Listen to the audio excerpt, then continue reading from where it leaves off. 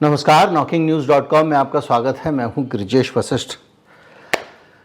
ये मामला जो आया है नया वाला, कनाडा वाला, ये थोड़ा टेढ़ा मामला है और इसको सरल तरीके से समझने की बहुत ज़रूरत है, क्योंकि ज़्यादातर इस खबर को लोग छू रहे हैं। मैंने देखा तो सतह से छू के निकल जा रहे हैं या फिर इतना ज़्यादा इन डेप्थ जा रहे हैं कि वो जो एक सरल अंडरस्टैंडिंग होनी चाहिए वो नहीं हो पा रही। तो मैंने जैसे सरल तरीके से समझा वैसे मैं आपको समझाता हूँ। इससे आपको ये आइडिया लगेगा कि इस खबर का मतलब क्या है, क्या नहीं है, और ये भी जानेंगे कि अब भारत के लिए ये स्थिति कैसी बन गई। क्या भारत को इसमें चिंता करने की ज़रूरत है, नहीं करने की ज़रूरत है, क्या ये आरोप किस हद तक जाकर गंभीर हो सकते हैं भारत के लिए, किस हद तक नहीं हो सकते हैं। आज इसी पे बात करेंगे। कहीं मत जाइए, चैनल को सब्सक्राइब कर लीजिए। अभी कुछ लोगों ने मुझे कहा था कि रात को जब वो वीडियो देखते हैं तो ये बीच में म्यूज़िक आता है, जो ये काफ़ी लाउड हो जाता है, तो एकदम डिस्टर्ब हो जाते हैं लोग जो सो रहे हैं आसपास के। तो मैं कोशिश करूँगा कि इस म्यूज़िक की आवाज़ थोड़ी कम कर दूँ। बीच में मैंने म्यूज़िक निकाल दिया था, लेकिन लोगों ने कहा कि जब आप कहते हैं कि मैं अभी हाजिर हुआ तो वो सुनना हमको बहुत अच्छा लगता है, तो मैंने दोबारा लगाना शुरू कर दिया। तो मैं अभी हाजिर हुआ।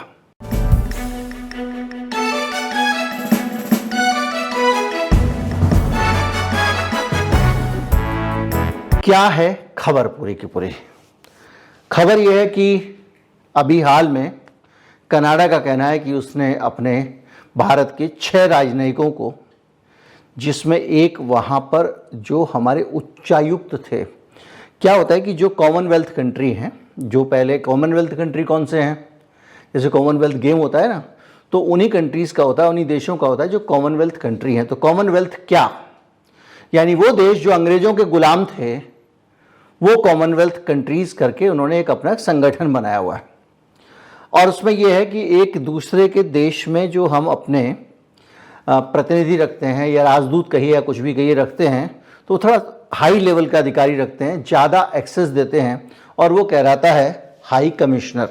तो जो कॉमनवेल्थ कंट्रीज़ हैं, जो लोग यूपीएससी की तैयारी वाले वीडियो देखते हैं उनको बता दूं कि ब्रिटेन हो, कनाडा हो, जो ऑस्ट्रेलिया हो, इनके जो राजदूत होते हैं वो राजदूत नहीं होकर थोड़ा सा ऊपर के लेवल पे हाई कमिश्नर होते हैं।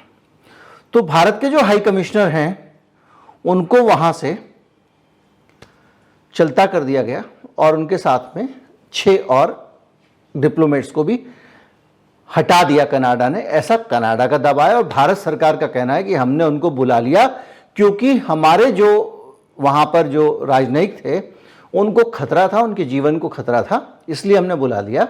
और अक्सर ये होता है कि जब कोई किसी जगह से किसी अधिकारी को हटाता है या बुलाता है तो एक बैलेंस मेंटेन किया जाता है कि 4 बुलाए तो 4 हम यहाँ से भी वापस भेजेंगे।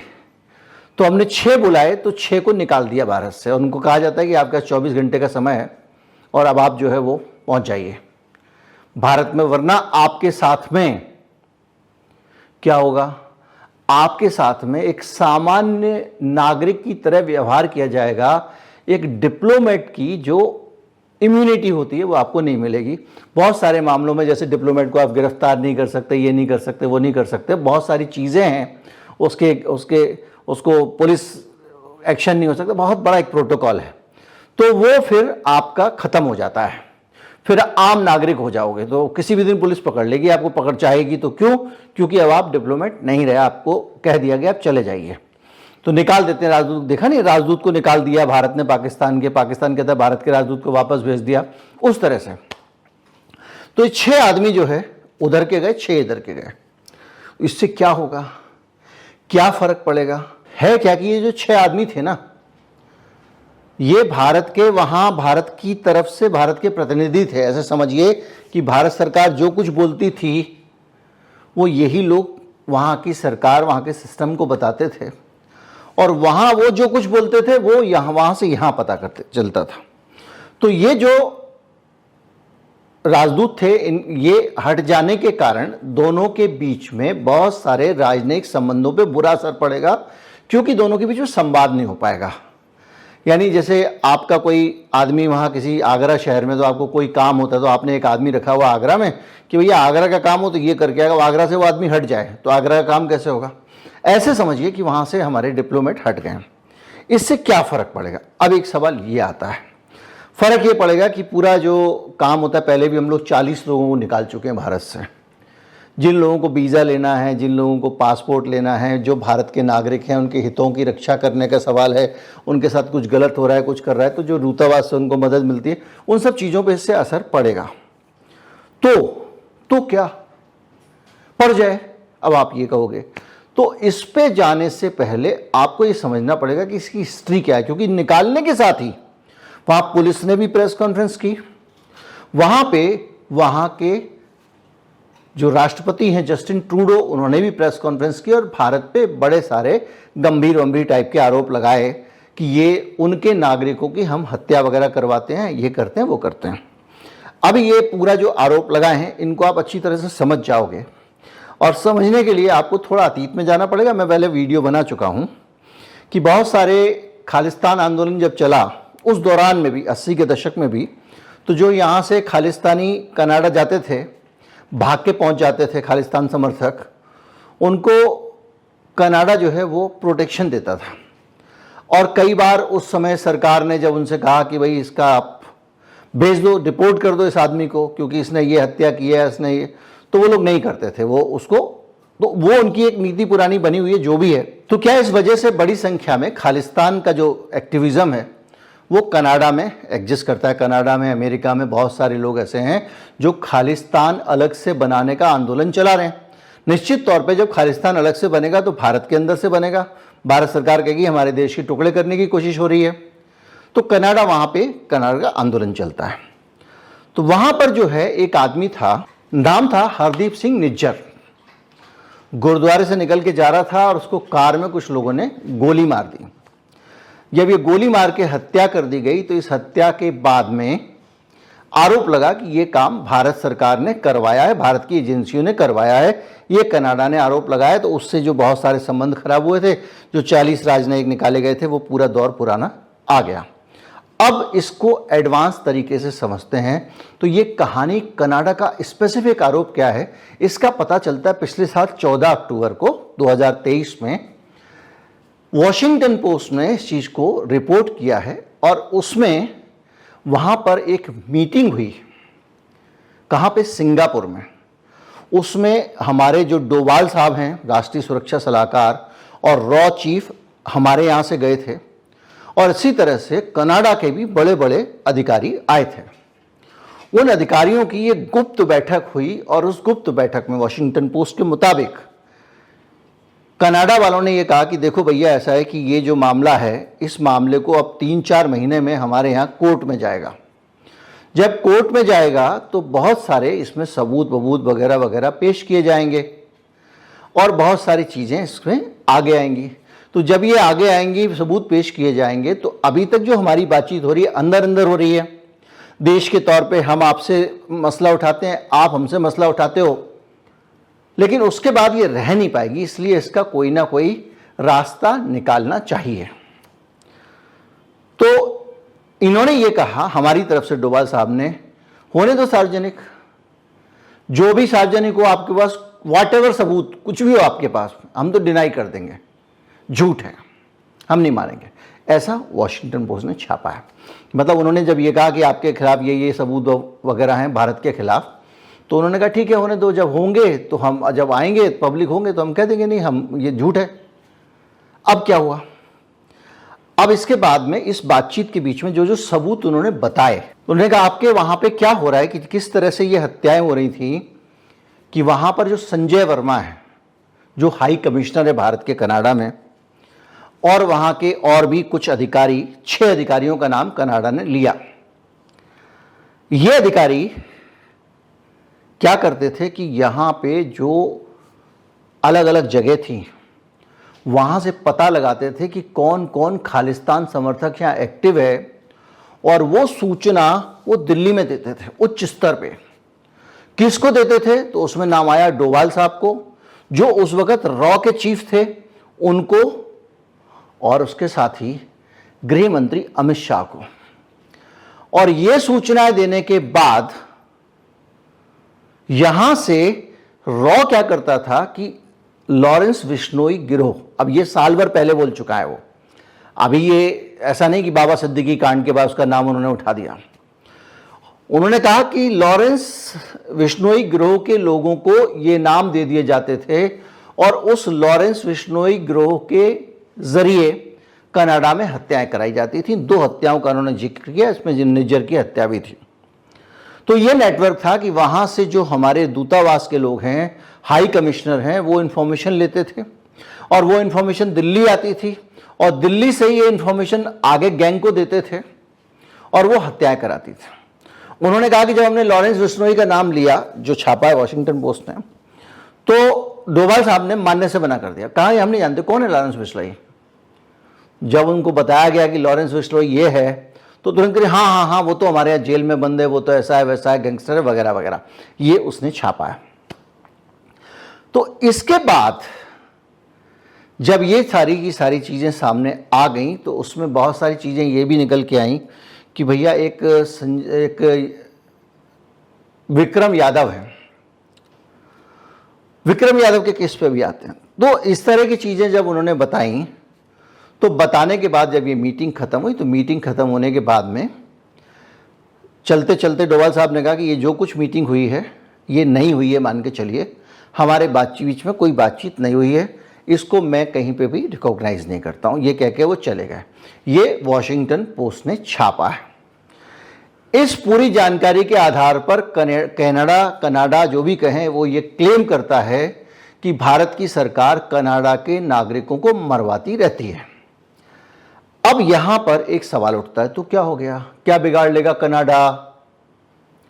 उसके लिए हमको ये समझना पड़ेगा कि मामला क्या है। लेकिन इस बीच में एक और इसी तरह का मामला सामने आया था, मामले और भी सामने आए थे। पाकिस्तान से भी आरोप लगे थे, पाकिस्तान में भी कई खालिस्तान समर्थक जो थे उनकी हत्या हुई और आरोप लगा कि भारतीय एजेंसियों ने करवाई है। घर में घुसकर मारेंगे टाइप की जो चीज़ें हैं, इसको भारत का मीडिया बढ़ा चढ़ा के प्रचारित करता है। इससे भी ये पता लगता है कि भारत इस तरह की हत्या कराता है। ऐसा वॉशिंगटन पोस्ट ने लिखा है कि जो सरकार समर्थक मीडिया है वो ये छापता, ये लिखा सबसे आखिरी के पैराग्राफ में उस रिपोर्ट में लिखा है।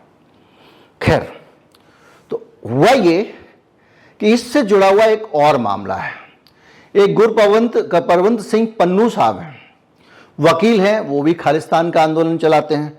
वो रहते हैं अमेरिका के अंदर, न्यूयॉर्क में। अब देश बदल गया। कनाडा बहुत बड़ा देश है, दुनिया का दूसरा सबसे बड़ा देश क्षेत्रफल की दृष्टि से रूस के बाद। तो कनाडा से तो हम इस तरह डील कर रहे हैं, हम अकड़ रहे हैं, हम धमका रहे हैं वगैरह वगैरह। लेकिन उस केस में कुछ और हुआ। गुरपरवंत सिंह पन्नू की हत्या की साजिश रची गई, हत्या हुई नहीं। साजिश कैसे रची गई? साजिश ऐसे रची गई कि एक आदमी को, एक गुप्ता जी थे, उन्होंने एक सुपारी दी और कहा कि तुम पन्नू को मार दो। वो आदमी वहां पे ड्रग्स और आर्म्स का सिंडिकेट चलाता है, अपराधी है, उसको एडवांस पेमेंट भी कर दी गई। वो अपराधी दरअसल अमेरिका का भी एजेंट था और अमेरिका के लिए भी काम करता था। यहां से एडवांस लेके उसने अमेरिका को, CIA को, दूसरे लोगों को इंफॉर्मेशन दे दी जो वहां के डिपार्टमेंट थे कि भैया ये एक कोई पन्नू नाम का आदमी है, इसको मारने के लिए मुझे सुपारी दी जा रही है और ये फला फला गुप्ता है, इसने दी है। तो गुप्ता जी को वहां के चेक रिपब्लिक में धर लिया गया। पहले चेकोस्लोवाकिया देश होता था, बाद में एक जब सोवियत संघ का विघटन हुआ तो पूरे देश में लहर चली, तो उसके 2 भाग हो गए। उसके बहुत सारे कारण थे। उसका जो देश का शासक था, उसका बेटा, उसने किसी एक एथलीट थी वर्ल्ड क्लास की, उसके ऊपर डायना शायद नाम था, उस पर बुरी नज़र रखी, उसके कारण जो है वहाँ पे विद्रोह हुआ। तो वो 2 भागों में बट गया, एक चेक रिपब्लिक और स्लोवाकिया। तो ये चेक रिपब्लिक में गुप्ता साहब धर लिए गए। जो FIR लिखी गई उसमें कुछ नाम कोड में थे, जैसे CC1 एक कोड था और ये CC1 कोड था। इसमें ये बताया गया कि ये जो आदमी है, इस आदमी ने गुप्ता जी को निर्देश दिए थे और उसमें लिखा था कि CC1 खुफिया एजेंसी का अधिकारी और पहले CRPF में हुआ करता था। अब खबर ये आई है, आई नहीं है, दब गई है, चुपचाप से खबर आई कि हमारी सरकार ने ये जो CC-1 था, ये था विक्रम यादव नाम का आदमी जो रॉ में था, उसको वापस भेज दिया गया और ये बताया गया कि ये जो CC-1 है ये इस ऑपरेशन को अपने मन से ही अंजाम दे रहा होगा क्योंकि ये ट्रेंड नहीं था उस काम को करने के लिए। अब आप सोचिए, अपनी मर्जी से कोई किसी के मर्डर की सुपारी क्यों दिलवाएगा, ये बड़ा सवाल है। लेकिन भारत की सरकार ने उसको गिरफ्तार कर लिया है और कहा कि जो अमेरिका ने हमको सबूत दिए थे उसके आधार पर हमने इसको गिरफ्तार कर लिया है और ये सूचित भी कर दिया अमेरिका को। अब आप केस का पूरा मामला समझिए। मेरे देश का एक जासूस मेरे देश के एक ऑपरेशन को अंजाम देता है और अगर ये खबर सही है तो मैं किसी अमेरिका जैसे पावरफुल देश को देखते हुए अपने रॉ के अधिकारी को गिरफ्तार कर सकता हूं। ये कैसा राष्ट्रीय स्वाभिमान है? आपका राष्ट्रीय स्वाभिमान पाकिस्तान के मामले में दिखाई देता है, कनाडा के मामले में दिखाई देता है, जैसी पावरफुल चीन या अमेरिका आएगा तो आप उल्टा कर दोगे। खैर, तो ये जो मामला है, इस मामले को भी वहां डिस्कस किया गया कि भैया आपने वहां तो कर दिया तो हमारे लिए भी कुछ करो। खैर, तो अब जो है इसमें दिक्कत क्या है? दिक्कत ये है कि कनाडा क्या बिगाड़ लेगा? पहले भी संबंध खराब रहे हैं। हमारा फर्स्ट न्यूक्लियर टेस्ट हुआ था इंदिरा गांधी वाला, तब भी कनाडा ने हमारे ऊपर तमाम प्रतिबंध वगैरह लगा दिए। क्या हो जाएगा? कुछ लोगों का कहना है कि कुछ $8 अरब का ही तो बिजनेस है, लेकिन वो 10वां सबसे बड़ा कारोबार है भारत का किसी देश के साथ में, कनाडा के साथ में। हमारे भारत की 30 बड़ी कंपनियां कनाडा में फंस जाएंगी अगर ये हुआ तो। और इन कंपनियों का जो इन्वेस्टमेंट है वो 44,446 करोड़ रुपए है।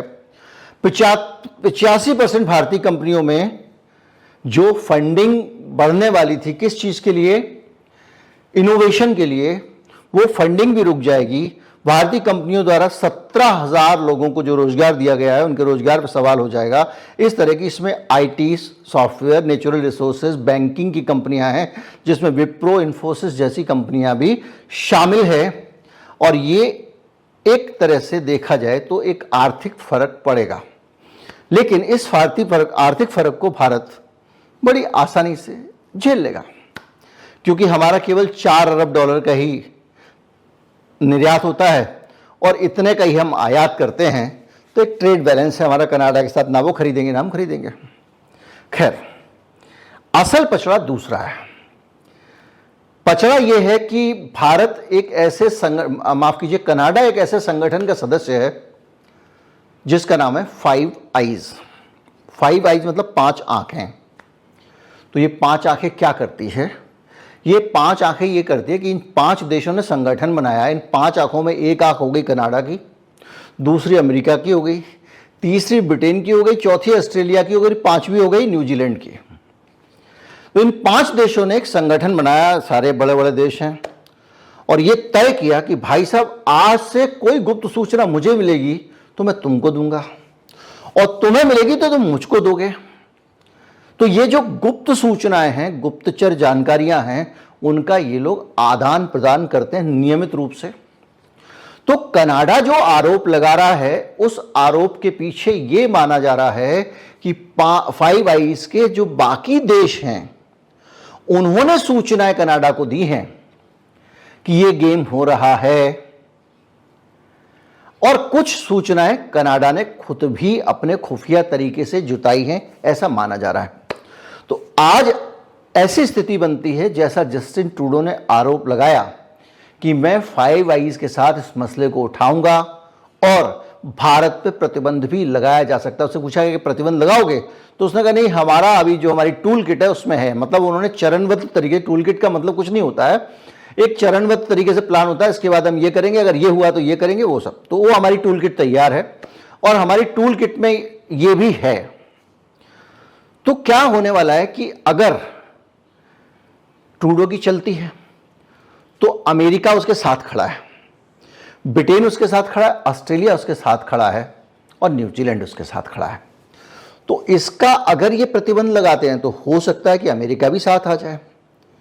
दूसरा, इसका जो एक पहलू है, जो डिप्लोमेसी का पहलू है, जिसको मैंने आपसे पहले भी डिस्कस किया था, वो पहलू ये भी है कि अमेरिका हो सकता है भारत को अलग अलग मामलों में दबाव में लेने की कोशिश कर रहा हो।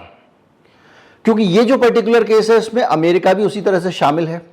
बाइडेन ने बाकायदा इस मामले का संज्ञान लिया था जब दिल्ली में ट्रूडो आए थे G20 सम्मेलन में, और बाइडेन भी आए थे। तो बाकी रायता हुआ ट्रूडो के साथ में, जो गर्मा गर्मी हुई, मोदी जी की, नाराज हो गया, उसका विमान खराब हो गया, तब भी उसने सरकारी सत्कार स्वीकार करने से इनकार कर दिया, बहुत सारी चीजें हुई थी। तो बाइडेन ने इस मसले को उठाया था, और वहां पर भारत में बाइडेन को जब प्रेस कॉन्फ्रेंस करने की इजाजत नहीं मिली, क्योंकि भारत में तो उसने वहां जाके रास्ते में प्रेस कॉन्फ्रेंस की थी, कहीं पे मेरे ख्याल से एशिया के किसी देश में, इंडोनेशिया या मलेशिया में, तब उन्होंने ये बताया था कि भाई हमने ये चीज भी हम डिस्कस कर रहे हैं, और अलग अलग मसलों पे अमेरिका इसको उठा चुका मसले को। अब आप देखो तो ये कनाडा का मसला है, नहीं देखो तो ये कनाडा अमेरिका दोनों का मसला है, क्योंकि एक जैसी परिस्थितियां उसी खालिस्तान के आंदोलनकारियों को दोनों देशों में भारत के ऊपर आरोप लग रहे हैं कि इसने निशाना बनाया। तो ये जो सिचुएशन है ये हमारे लिए थोड़ा सा चिंता वाली हो सकती है। अब एक बड़ा सवाल ये है कि भैया जरूरत क्या थी? आप किसी भी काम को अगर कानून के हिसाब से करोगे तो करो। आप ये अमेरिका बनने के चक्कर में क्यों पड़ रहे हो? वो भी दूसरे देशों में तमाम तरह से लोगों की हत्या कराता है, कोई कराता है, हम क्यों ये जेम्स बॉन्ड गिरी करें भाई? उनको करने जो कर रहे हैं वहां पे। आप अपने हिंदुस्तान में रहने वाले जो लोग हैं, पंजाब में रहने वाले लोग हैं, जो सिख लोग हैं, उनके अंदर अपना विश्वास रखिए, चिल्लाने दीजिए। वहां पे निकालते हैं, जुलूस निकालते हैं, कभी खालिस्तान के उसका आंदोलन निकालते हैं, उसमें ट्रक के ऊपर एक झांकी निकालते हैं, उसमें इंदिरा गांधी को गोलियों से मारा जा रहा है, कुछ भी करते हैं वहां पे, करने दो। हम ये करके अगर हमको करना है तो हम उनको विधिवत अरेस्ट करके लाएं, मुकदमा चलाएं, उनको सजा दें। ये जो एनकाउंटर वाली सोच है अगर आप इंटरनेशनल बना दोगे तो भारत के ऊपर इसका बुरा असर तो पड़ेगा ना भैया। तो वो ही चीजें सामने आ रही। तो अब ये जो मसला है, ये इस मसले को भारत सरकार को, विदेश मंत्रालय को हल करना है। अब इसमें भारत सरकार ने एक आरोप लगाया है ट्रूडो के ऊपर, और उन्होंने कहा कि ये जितना ड्रामा हो रहा है ये पॉलिटिकल ड्रामा हो रहा है। जब मैंने इस मामले पे पहला वीडियो बनाया था तो बहुत अच्छी तरह से डिस्क्राइब किया था। आज भी ट्रूडो जो सरकार चला रहे हैं वो अल्पमत सरकार है, और जिसके समर्थन से उनकी सरकार चल रही है, मतलब समर्थन नहीं है, वो बाहर से समर्थन दे रहा है, चूंकि वो सरकार गिराने के लिए वोट नहीं दे रहा है, इसलिए ट्रूडो टिके हुए हैं। वो है एक सरदार जी, उनकी एक पार्टी है। 2% आबादी कनाडा में सिखों की है, और लेकिन वो इतना रिसोर्सफुल हैं, पावरफुल हैं, पैसे वाले हैं, उनका प्रभाव है कि वहां जो संसद में लोग पहुंचते हैं वो 2% नहीं 4% लोग पहुंचते हैं।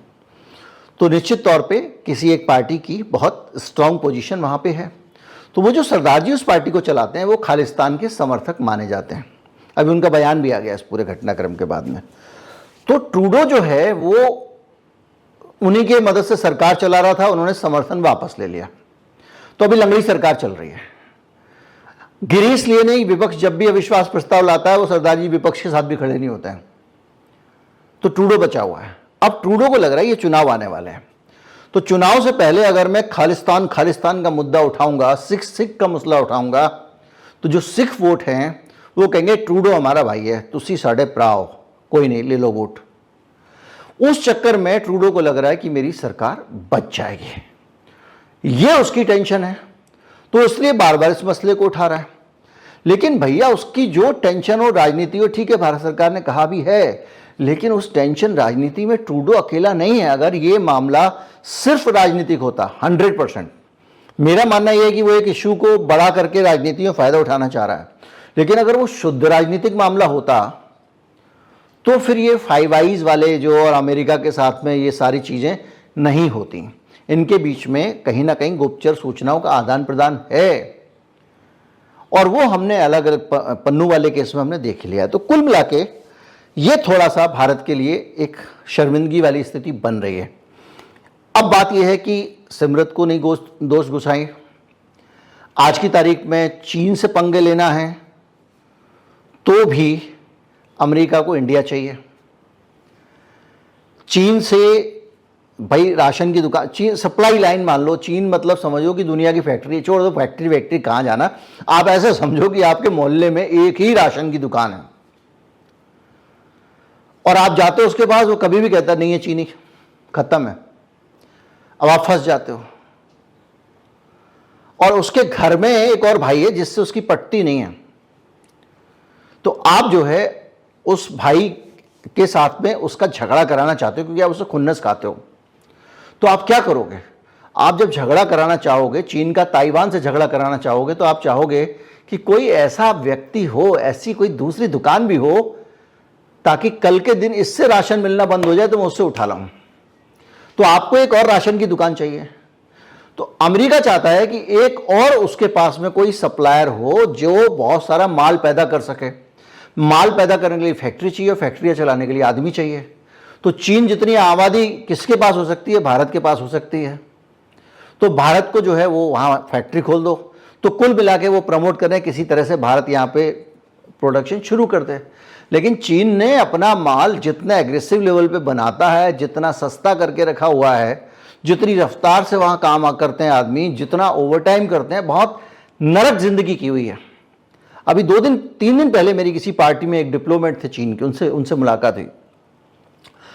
वो बता रहे, उन्होंने इस बात को स्वीकार किया कि वहाँ पर चीन में, मैंने कहा भाई वो तो कम्युनिस्ट देश है, वहाँ तो समानता होनी चाहिए। बोले ना, वहाँ पे हेल्थ सर्विसेज गरीबों के लिए बहुत खराब हालत में है और उसी तरह से वहाँ पे लोगों को ज़्यादा, मैंने उनसे कहा कि भाई वहाँ तो ओवर एम्प्लॉयमेंट है। बोले ओवर एम्प्लॉयमेंट क्या?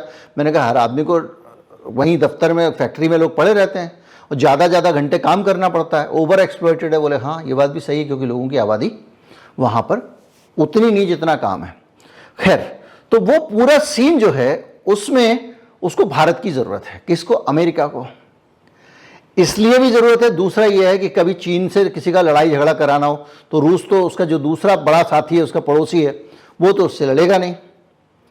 तो भारत को ही कुछ सेट कर लो। दूसरा, रूस के मामले में भी रूस से तेल ले रहा है भारत, ये कर रहा है और पूरे यूरोप को तेल मुहैया करा रहा है। प्रतिबंध तो लगा दिया और रूस के तेल के बगैर काम नहीं चल रहा था। तो ये किया गया कि वो तेल रूस कच्चा खरीद ले और यहाँ से बना के उनको दे दे।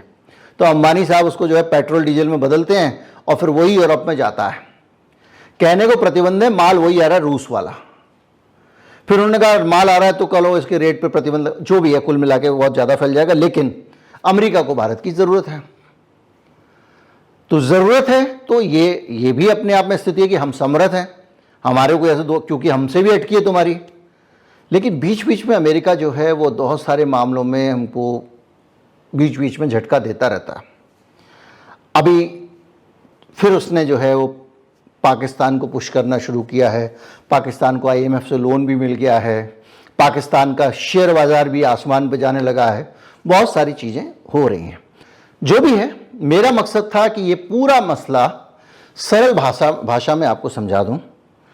और अब मुझे लगता है कि छोटा बच्चा भी इसको समझ गया होगा और आप किसी छोटे बच्चे को भी आसानी से समझा सकते हैं। नमस्कार, जय हिंद।